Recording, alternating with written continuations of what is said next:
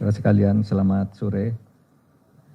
Izinkan saya menyampaikan keputusan Menko Polhukam selaku Ketua Komite TPPU, singkatannya Ketua Komite TPPU Tindak Pidana Pencucian Uang, tentang satuan tugas supervisi dan evaluasi penanganan laporan hasil analisis, laporan hasil pemeriksaan, dan informasi dugaan tindak pidana pencucian uang.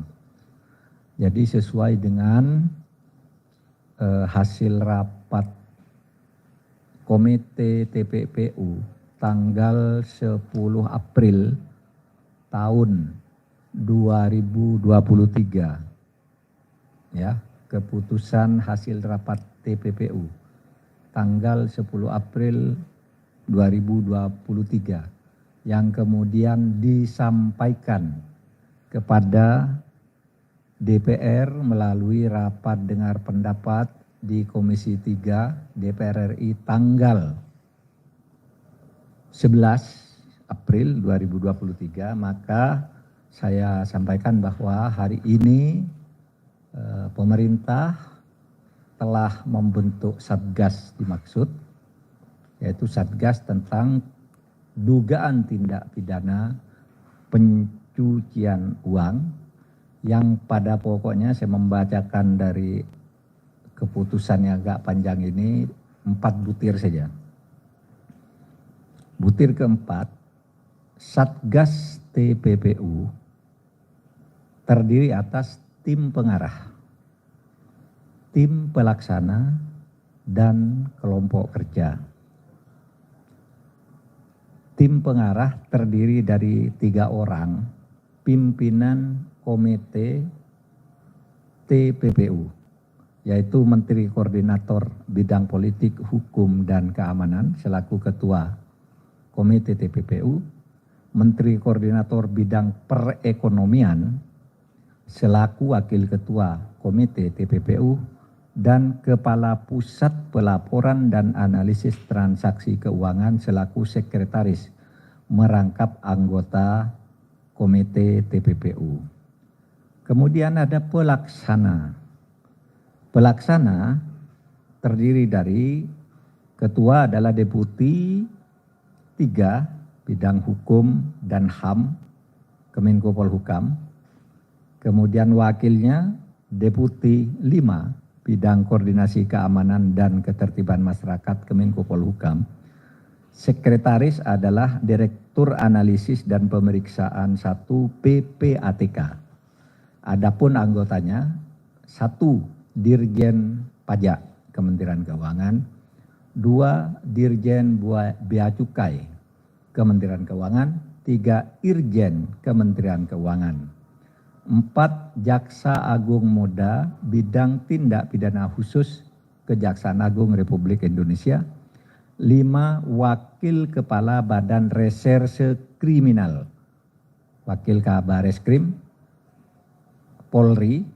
Kemudian yang ke-6 Deputi Bidang Kontra Intelijen BIN, dan yang ke-7 adalah Deputi Analisis dan Pemeriksaan Pusat Pelaporan dan Analisis Transaksi Keuangan. Saudara, yang sering ditanyakan itu, ini kan kasusnya di Kementerian Keuangan, di Pajak dan Bea Cukai. Kenapa yang masuk tim pemeriksanya Kementerian Keuangan?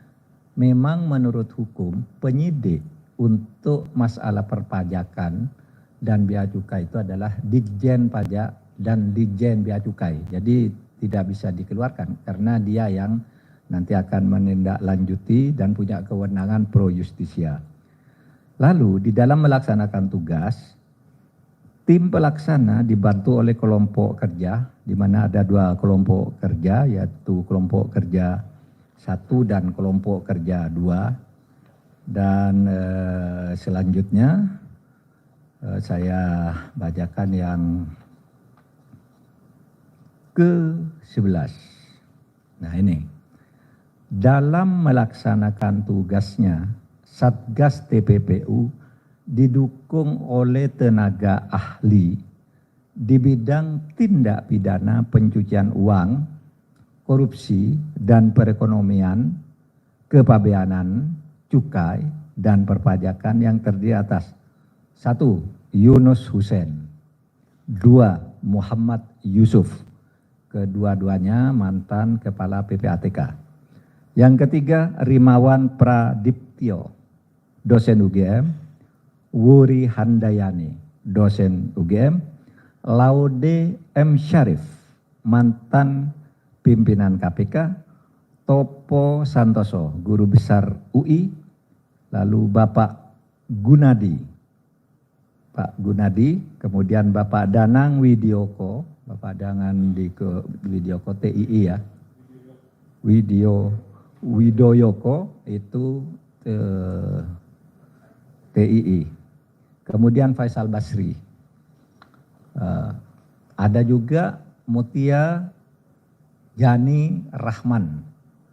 Kemudian Mas Ahmad Santosa dan yang terakhir Ningrum Natasha. Jadi ada 12 itu tenaga ahli yang akan ikut di dalam menangani dugaan tindak pidana pencucian uang ini, tetapi tenaga ahli ini karena bukan penyidik berdasar undang-undang, maka dia tidak langsung masuk ke kasus, tetapi dia memberikan masukan-masukan, tidak pada entitasnya, tetapi nanti akan menjadi konsultan dan sebagainya kalau ada masalah-masalah yang menjadi atau perlu perhatian khusus. Itu saja pengumuman saya sebagai tindak lanjut yang sudah dibicarakan antara Kemenko Polhukam, Kemenko Keuangan, Kemenko, Kementerian Keuangan dan PPATK setelah Lebaran, dan ini hasilnya tadi sudah saya umumkan. Naskah lengkap nanti akan disiapkan oleh sekretariat. Cukup, makasih. Ya,